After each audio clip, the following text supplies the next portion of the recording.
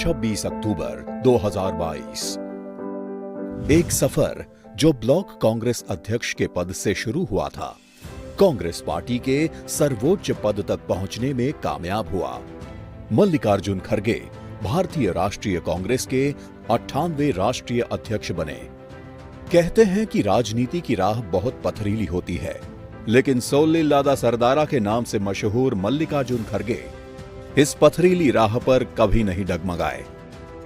सोलिल्लादा सरदारा यानी कभी न हारने वाला लीडर। लगातार 9 विधानसभा चुनाव और 2 लोकसभा चुनाव जीतने वाले मल्लिकार्जुन खड़गे को लोग अजात शत्रु भी कहते हैं। एक ऐसा व्यक्ति जिसका कोई दुश्मन नहीं है। बड़ी से बड़ी बात को हंसकर कह देने वाले मल्लिकार्जुन खड़गे ने अपनी विचारधारा से कभी समझौता नहीं किया।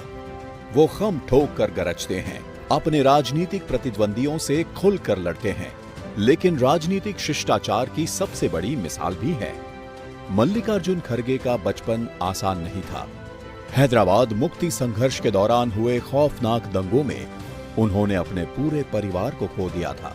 सिर्फ मल्लिकार्जुन खड़गे और उनके पिता उस हिंसा से बच सके थे। उस हादसे के बाद उनके पिता उन्हें बचाकर गुलबर्गा ले गए। उनके पिता एक मिल में मजदूर थे, लेकिन बेटे की परवरिश में पीछे नहीं रहे। उन्होंने न केवल मल्लिकार्जुन खड़गे को पढ़ाया लिखाया, बल्कि सामाजिक सरोकारों से भी रूबरू किया।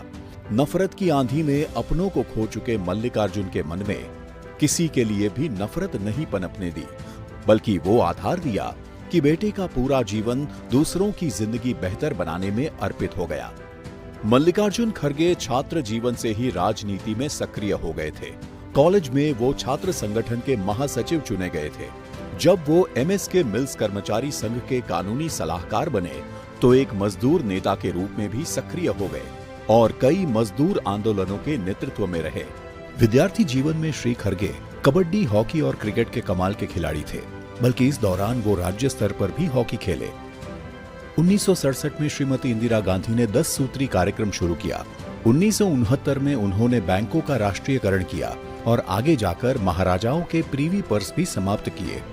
इंदिरा जी की नीतियों से प्रभावित होकर मल्लिकार्जुन खड़गे 1969 में कांग्रेस पार्टी में शामिल हो गए और ब्लॉक कांग्रेस के अध्यक्ष बने। वहां से जो सफर शुरू हुआ वो आज भी जारी है। मल्लिकार्जुन खड़गे 1972 में गुरमितकल से पहली बार चुनाव लड़े और एमएलए बने। 1973 में वो चुंगी उन्मूलन समिति के अध्यक्ष नियुक्त हुए। उस छोटी सी कमेटी में लोगों ने पहली बार उनकी प्रशासनिक काबिलियत देखी। उन्होंने पहली बार लोकल बॉडीज की अर्थव्यवस्था को रिफॉर्म करने की बात की और चुंगी शुल्क को खत्म कर बेहतर सिस्टम सुझाया। उनकी रिपोर्ट से कर्नाटक में कई जगहों पर चुंगी शुल्क का अंत हुआ। इसके बाद मल्लिकार्जुन खड़गे ने कभी मुड़कर नहीं देखा। वो जिस भी डिपार्टमेंट में रहे, जहां भी मंत्री रहे, नए नए आइडिया उनकी पहचान बन गए। शिक्षा राज्य मंत्री बने तो SC/ST टीचरों के बैकलॉग को खत्म करने की नई स्कीम लाए और हजारों SC/ST शिक्षकों को रोजगार दिलवाया। उन्हीं के वक्त में पहली बार SC/ST संचालित स्कूलों को अनुदान देने की शुरुआत हुई। जब श्री खड़गे राजस्व मंत्री बने तो उन्होंने देश में भूमि सुधार का सबसे बड़ा प्रोग्राम चलाया।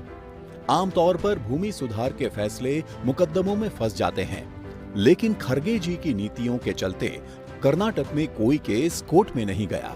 सफल प्रशासनिक नीति का ये एक बहुत बड़ा उदाहरण था। इसी तरह रेवेन्यू मिनिस्टर के तौर पर वो पहली बार नई नीति लाए, जिसे आज की भाषा में सिंगल विंडो क्लियरेंस सिस्टम कहा जाता है। इंडस्ट्रीज मिनिस्टर रहते हुए उन्होंने जो उद्योग नीति लागू की, उसे बाद में कई राज्यों ने अपनाया था। मल्लिकार्जुन खड़गे कर्नाटक के एक बेहद सफल गृह मंत्री भी रहे। उन्हीं के कार्यकाल में वीरप्पन की चुनौती खत्म हुई और तेलगी जैसे स्कैम गिरफ्त में आए। खड़गे जी 1983 में कर्नाटक विधानसभा में विपक्ष के उपनेता नियुक्त हुए। 2005 में वो प्रदेश कांग्रेस कमेटी के अध्यक्ष बने। तब हुए पंचायत चुनावों में कांग्रेस ने भाजपा और जेडीएस से अधिक सीटें जीती, जो कर्नाटक के ग्रामीण इलाकों में कांग्रेस के पुनर्जीवित होने का संकेत था। उन्होंने 2009 के लोकसभा चुनाव में गुलबर्गा से अपनी 10वीं चुनावी जीत दर्ज करवाई और भारत सरकार में रेल मंत्री रहते हुए देश भर में कई ट्रेनें शुरू की। और श्रम एवं रोजगार मंत्री के रूप में राष्ट्रीय स्वास्थ्य बीमा योजना को बढ़ाने में महत्वपूर्ण भूमिका निभाई। यह योजना देश के सबसे गरीब तबके के लिए कैशलेस और पेपरलेस स्वास्थ्य बीमा योजना थी, जिसका करोड़ों लोगों को लाभ मिला। खरगे जी को कर्नाटक के विकास के लिए संविधान में एक महत्वपूर्ण संशोधन का भी श्रेय जाता है, जिसके तहत राज्य के 6 जिलों को साल 2013 में अनुच्छेद 371 जे द्वारा विशेष रूप से कल्याण कर्नाटक क्षेत्र में शामिल किया गया था। 2014 में अपना 11वां चुनाव जीतकर श्री खरगे लोकसभा में नेता प्रतिपक्ष बने और वर्तमान में राज्यसभा में विपक्ष के नेता हैं।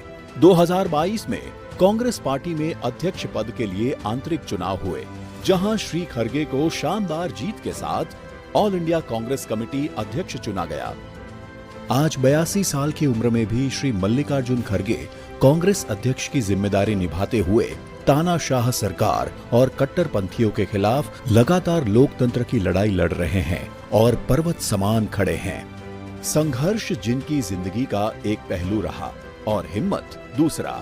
महान क्रांतिकारी राम प्रसाद बिस्मिल जी की 2 पंक्तियां खरगे जी के जीने के अंदाज को बाखूब बयान करती हैं। पलट देते हैं हम मौजे हवादिस अपनी जुर्रत से, कि हमने आंधियों में भी चिराग अक्सर जलाए हैं।